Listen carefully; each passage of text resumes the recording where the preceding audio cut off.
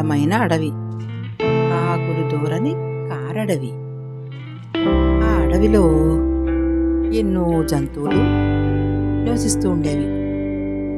ఆ జంతువులతో పాటు ఒక అందమైన చీమరాణి కూడా నివసిస్తూ ఉండేది.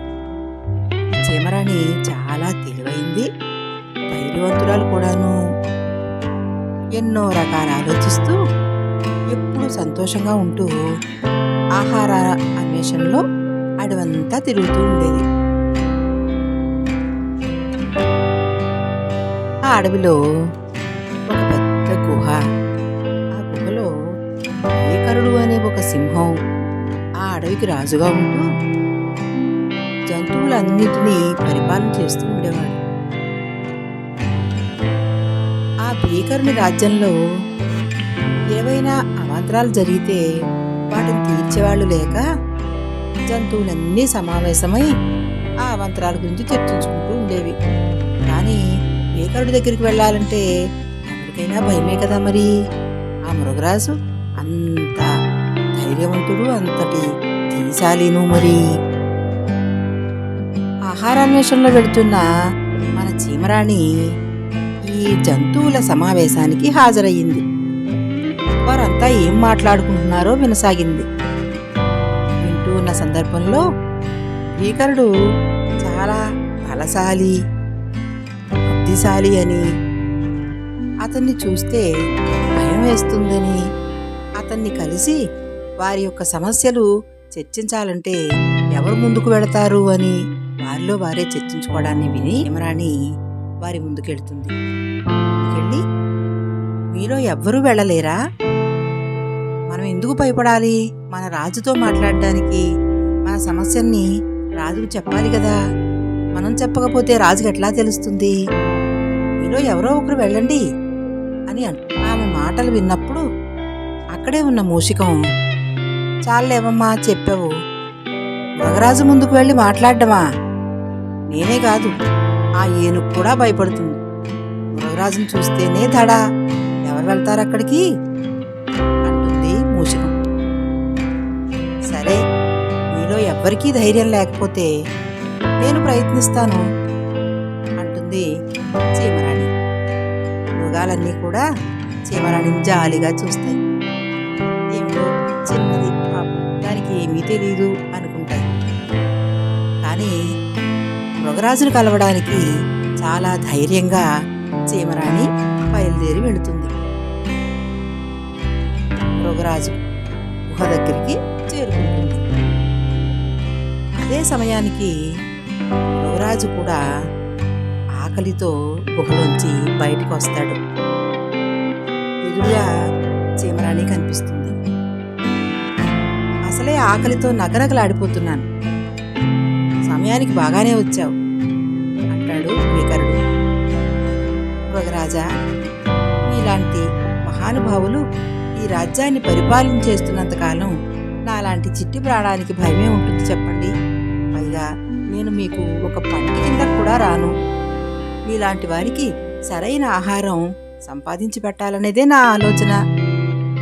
నేను మీకు సహాయపడతానని ఆనందంగా ఉంది అని చీమ చాలా ధైర్యంగా మృగరాజుతో మాట్లాడుతుంది. చీమ ధైర్యం చూసి ముందు ఆశ్చర్యపోయినా తర్వాత ఆనందపడతాడు మృగరాజు. చీమ మాటలకు సంతోషపడి ఏం జరిగింది అని అడుగుతాడు. మీతో మాట్లాడాలంటేనే భయపడిపోతున్నారు మన ప్రజలంతా. మీరు ఈ అడవికి రాజు కదా, మీరు ప్రజల యొక్క క్షేమాన్ని ఆశించేవారు కనుక మీరు నాతో పాటు మన ప్రజల మధ్యకు వచ్చి వారి సమస్యలు తెలుసుకుంటే మీరు వారికి సహాయం చేసిన వారవుతారు. మీకు సరైన ఆహారాన్ని ఏ విధంగా ఏర్పాటు చేయాలో అడవిలో అందరితోనూ చర్చించి నేను చెప్తాను అని తనతో పాటు రమ్మని మృగరాజుని వేడుకుంటుంది చీమరాణి.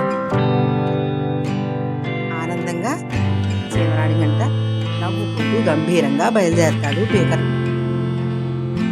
అల్లంత దూరాన చీమరాణి వెనకాల ధీటుగా నడిచి వస్తున్నటువంటి మృగరాజును చూసి అడిగిపోతారు గ్రామంలో ఉన్న ప్రజలంతా. వారికి భయమేసేస్తుంది. అమ్మో, యువరాజు వచ్చేస్తున్నాడు అని అడుగు వెనక్కి వేస్తారు. భయపడకండి, మన భీకరుడు మన రాజే కదా, మీ సమస్యలు వినడానికి ఆయన వచ్చారు, ఈ సమస్యలేమిటో చెబుదురు గాని అని చీమరాణి వారందరినీ ఆఫ్ చేస్తుంది. ఎంతో కొంత ధైర్యం కూడగట్టుకుని ఒక అడుగు వెనక్కి వేసినా అక్కడే ఆగుతాయి ఈ జంతువులన్నీ. వారి సమస్యని ఎవరూ చెప్పలేకపోతారు. అప్పుడు చీమరాణి వారి తరపున ఒక ఖాతా పుచ్చుకుని వారి సమస్యని తనే చెప్పాలనుకుంటుంది. ఓ రాజా, వారికి కలిగిన కష్టాన్ని తీర్చడానికి మీ ముందుకొచ్చాను అని ప్రజల తరపున మాట్లాడుతుంది. సమస్య ఏమిటంటే, మీకు ఆకలి వేసినప్పుడు ఏదో ఒక జంతువుని సంహరించటం మీకు అలవాటు. ఆ వేటాడేటప్పుడు ఒక్కొక్కసారి 2-3 జంతువులు కూడా బలైపోతున్నాయి. దానికంటే మీకు ఎంత ఆకలి అవుతుందో ఆ విధంగా రోజుకి ఒక జంతువుని సమర్పించుకునే అవకాశం మాకు కల్పించండి అని ధైర్యంగా చీమరాణి మృగరాజుని అడుగుతుంది.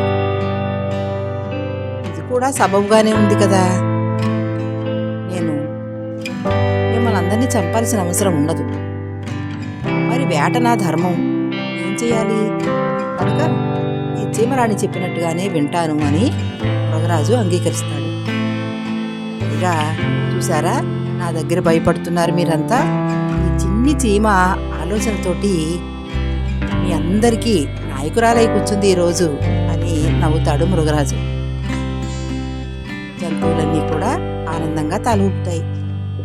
మృగరాజు, సరే అయితే అలాగే కానివ్వండి, ఇక మీదట మీకు వచ్చిన ప్రాణాపాయం ఏం లేదు, నా ఆహారం నాకు సమకూరిస్తే చాలు, సరేనా అని గంభీరంగా వెళ్ళిపోతాడు బేకరుడు. చూసారా, చిన్న ప్రాణి అయినా తెలివితేటలతో ఒక అడవికి నాయకురాలైంది మన చీమ. మరొక కథతో వచ్చే వారం కలుసుకుందాం.